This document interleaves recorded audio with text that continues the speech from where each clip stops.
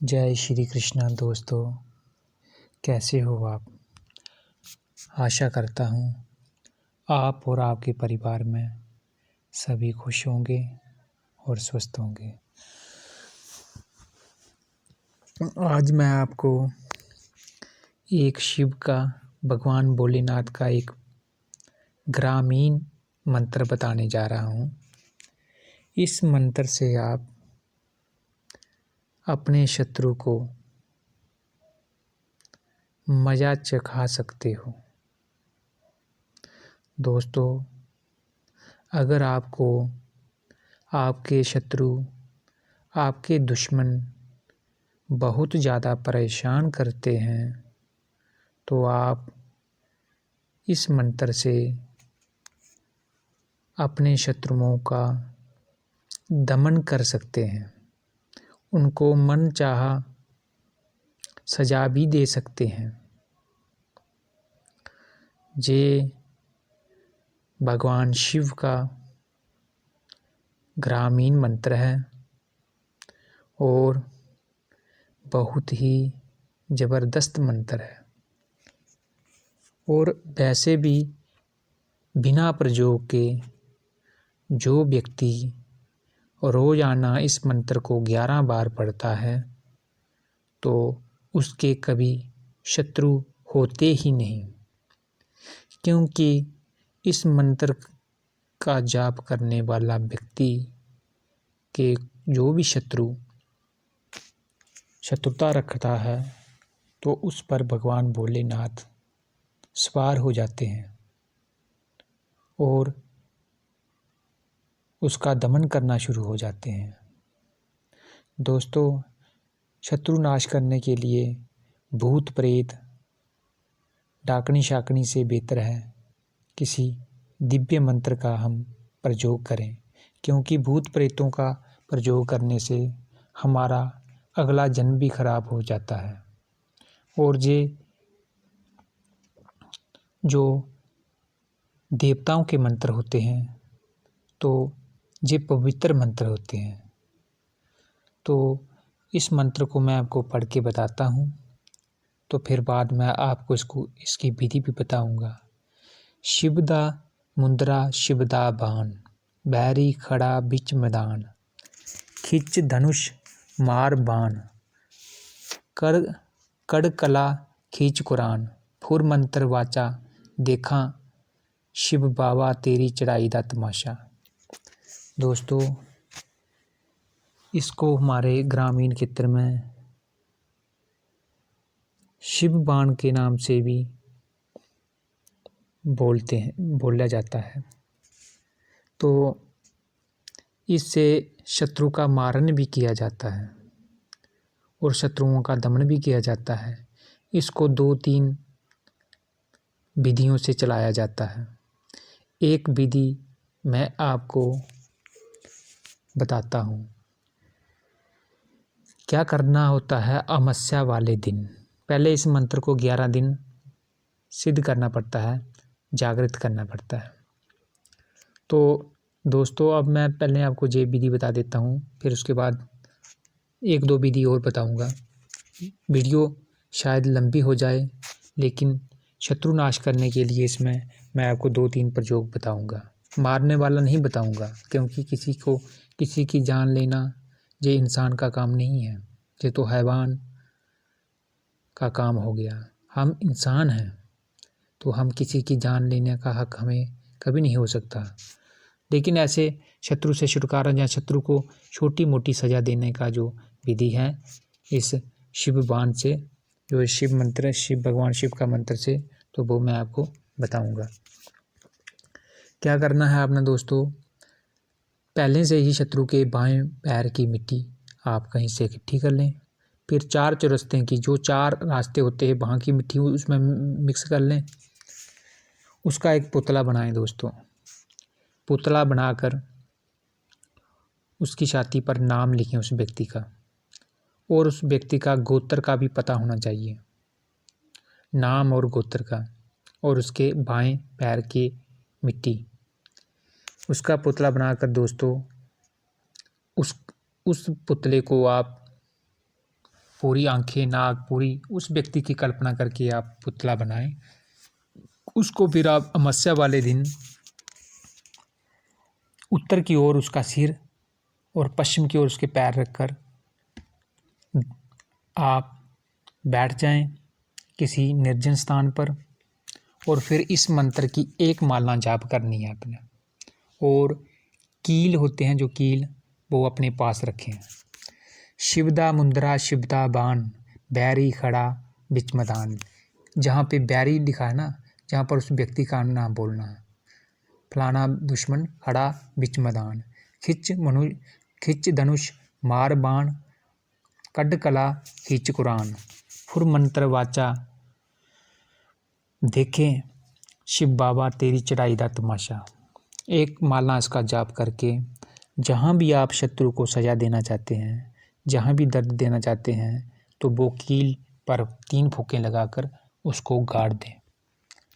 छाती में दर्द देना चाहते हैं, कहीं टांगों में उसको दर्द देना चाहते हैं, जब तक फिर इस पुतला को लेकर आपने शमशान घाट में आपने गाड़ देना है। जब तक ये पुतला गड़ा रहेगा तब तक जहाँ पे आपने वो कील मारा लगाया होगा, तो दोस्तों वो व्यक्ति तब तक वो उसको वहीं पर दर्द रहेगी। अब मैं इसका एक और भी तरीका है। वो आटे का पुतला बनाकर उसको काटा जाता है।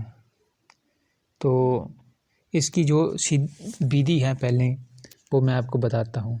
किसी भी सोमवार के दिन आप इस मंत्र को आप अकेले रूम में या किसी निर्जन स्थान में या फिर शिव मंदिर में भी आप सिद्ध कर सकते हैं। रात के 10 बजे से लेके 12 बजे के अंदर एक माला का जाप आपने 11 दिन तक करना है। और कड़वे तेल का दीपक जलाकर, इसमें कोई सुरक्षा घेरा लगाने की ज़रूरत नहीं। पहले आपने गणेश, आपका जो मुख होगा वो दक्षिण दिशा की ओर रहेगा और आपके कपड़े सफ़ेद रंग के रहेंगे और आसन भी सफ़ेद कलर का रहेगा। तो दोस्तों आपने सबसे पहले गणेश भगवान को प्रार्थना करनी है। एक माला बीज मंत्र का जाप करना, ओम गणेशाय नमः, ओम गंग गणपते नमः, जो भी आपको आसान लगता है। फिर उसके बाद अपने गुरु जी को प्रणाम करें। अपने गुरु जी के दिए हुए मंत्र का एक माला जाप करें। फिर कुल देवता, ग्राम देवता और स्थान देवता सभी को प्रणाम करके उनसे सफलता का आशीर्वाद प्राप्त करते हुए फिर इस मंत्र की रुद्राक्ष की माला से एक माला का अपना जाप करना है। मंत्र आपको मैं फिर धीरे धीरे बोलकर बता देता हूँ। शिवदा मुंद्रा शिवदा बाण, शिवदा मुंद्रा शिवदा बाण, बैरी खड़ा बिच मैदान। बैरी की जगह पर वहाँ पर अमुक व्यक्ति का नाम लिखना है। अगर ज़्यादा शत्रु हैं अगर, तो फिर आप बैरी ही बोलें। बैरी खड़ा बिच मैदान, खींच धनुष मार बाण, कड कला खींच कुरान। फुर मंत्रा बाचा देखे शिव बाबा तेरी चढ़ाई दा तमाशा। दोस्तों इस तरह 11 दिन इसका जाप करने से ये मंत्र जागृत हो जाएगा। उसके बाद आप 11 बार इस मंत्र का रोजाना जाप करने से आपके सारे शत्रु अपने आप खत्म हो जाएंगे, आपका पीछा छोड़ देंगे। कोई आपसे आप शत्रु हंता बन जाएंगे। कोई भी आपका शत्रु रहेगा ही नहीं, कोई शत्रु नहीं रहेगा आपका। इस चीज़ की मैं गारंटी देता हूँ आपको। अगर आप चाहते हो कि आपकी लाइफ में आपका कोई शत्रु ही नहीं रहे, कोई शत्रुता ही नहीं करे आपके साथ, तो ये मंत्र रामबाण की तरह काम करेगा। 11 दिन इसकी एक माला का जाप करके इस मंत्र को सिद्ध कर लें और उसके बाद रोजाना 11 बार इस मंत्र का जाप करें। आपका कोई भी शत्रु नहीं रहेगा। आप किसी अपने ऑफिस में रहते हो, आपके मोहल्ले में ज़्यादा शत्रु हैं, तो सारे लोग आप इस साधना को करने के बाद थोड़े ही दिनों में आप देखोगे, अगर आपके मोहल्ले में शत्रु हैं, आपके समाज में कोई शत्रु हैं, सारे वो शांत हो जाएंगे और वो आपसे मित्रता का व्यवहार करना शुरू हो जाएंगे। ये एक बहुत ही चमत्कारिक साधना है दोस्तों, ज़्यादा टाइम भी नहीं लगता इसको। इस साधना को ज़रूर करें। जिन व्यक्तियों को शत्रु दुश्मनों से परेशान हैं वो उसको करें और लाभ उठाएं। तो इसी के साथ मैं इस वीडियो को विराम देता हूँ। तो वैसे इस मंत्र से और भी बहुत सारी विधियाँ हैं, लेकिन ऐसी विधियाँ मैं यूट्यूब पर नहीं डाल सकता। तो जो मैंने आपको सिंपल सी बात जो विधि बता दी, 11 दिन इसका जाप करके आप इस मंत्र को जागृत कर लें और फिर रोज़ाना 11 बार इस मंत्र का जाप कर लें। 5 मिनट भी नहीं लगेंगे दोस्तों। तो इससे आपका कोई शत्रु आपसे सारे मित्र बन जाएंगे। आप खुद इसका चमत्कार देखोगे जब आप इसको सिद्ध करोगे। उसके बाद 11 बार सुबह पढ़ो, शाम पढ़ो, दोपहर को पढ़ो, रात को पढ़ो, जब आपका दिल करे उस तब पढ़ें। लेकिन जब आपने साधना करनी है तब वो 11 बजे का ही टाइम, 10 टू 12 के अंदर, उस टाइम अगर आपने 10 बजे शुरू किए तो 10 बजे ही 11 दिन एक ही टाइम रखना है। लेकिन जब आपने साधना कर ली उसके बाद आप फिर कभी भी 11 बार इसको पढ़ सकते हैं। तो आपके सारे शत्रु शांत हो जाएंगे, कोई भी आपसे शत्रुता नहीं करेगा। तो इस मंत्र का आप लाभ उठाएं और ज़्यादा से ज़्यादा इस वीडियो को शेयर करें। अगर आपको, चलो एक विधि मैं आपको और बता देता हूँ क्या करना है। अगर कोई शत्रु ज़्यादा ही बलवान है और वो आपको बार बार तंग कर रहा है, आपके हर कार्य में विघ्न डालता है, तो उसको शांत करने के लिए, उसको सजा देने के लिए, उसमें ऐसे होगा कि वो उसको कोई बीमारी भी लग सकती है, जबर भी आ सकता है, कुछ भी हो सकता है उसके साथ, हार्ट अटैक भी हो सकता है। लेकिन ये कार्य ऐसी छोटी मोटी शत्रुता के लिए ना करें। अगर कोई हद से ज़्यादा गुजर रहा है तभी इस प्रयोग को करें। क्योंकि देखो दोस्तों, हर व्यक्ति के जीवन में छोटी मोटी लड़ाई झगड़े चलते ही रहते हैं। तो अगर कोई ज़्यादा ही मसला बन चुका है तो फिर आप इसका जो प्रयोग करें।